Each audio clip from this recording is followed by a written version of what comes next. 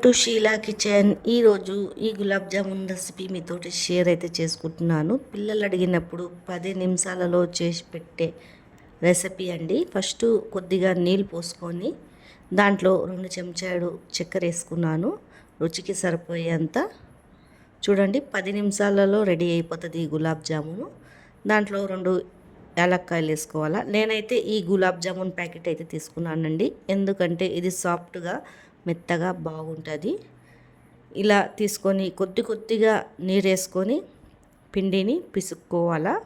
బాగా గట్టిగా అయితే పిసుక్కోవద్దండి, పలిగిపోతుంది. మెత్తగానే పిసుక్కోవాలా. చూడండి ఇలా మంచిగా ఇలా పిసుక్కొని ఒక 2 నిమిషాలు అయితే పెట్టేసుకోవాలండి పక్కకి. తర్వాత ఇట్లా నూనె అద్దుకొని చేతులకి చిన్న చిన్న బాల్స్ అయితే చేసుకోవాలా. ఈ నూనె అద్దుకుంటే ఏమవుతుందంటే పలగదండి, అందుకే ఇలా నూనె అద్దుకొని అయితే చేసేసుకోవాలా. చూడండి ఇలా అన్నీ అయితే చిన్న చిన్నగా బాల్స్ చేసుకోవాలా. ఇక్కడ వచ్చేసి ఇలా ఈ కన్సిస్టెన్సీలో పాకం అయితే వచ్చేయాలా.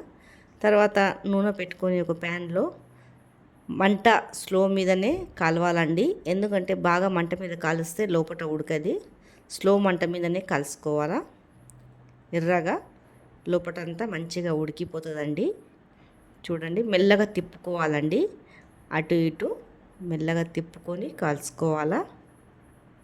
ఇరగకుండా పలగకుండా ఉంటుంది. చూడండి ఇలా టేస్ట్ చాలా బాగుంటుంది.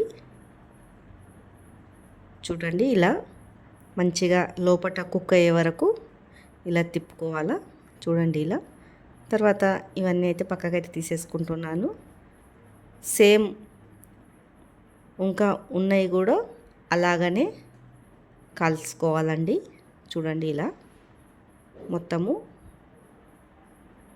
ఇలా కాల్చుకోవాలా. లోపల మంచిగా ఇలా కాల్చుకుంటే ఉడికిపోతుందండి. చూడండి ఇలా ఇవన్నీ ఇలా తిప్పుకొని ఒక్కొక్కటి కాల్చుకోవాలా. తర్వాత ఇది కూడా పక్కకైతే తీసేసుకుంటున్నానండి. ఇక్కడ వచ్చి గోరెచ్చగా ఉంటే ఈ పాకం అప్పుడు దీంట్లో వేసేయాలా. పాకం వేడిగా ఉండొద్దండి, గోరెచ్చగానే ఉండాలా.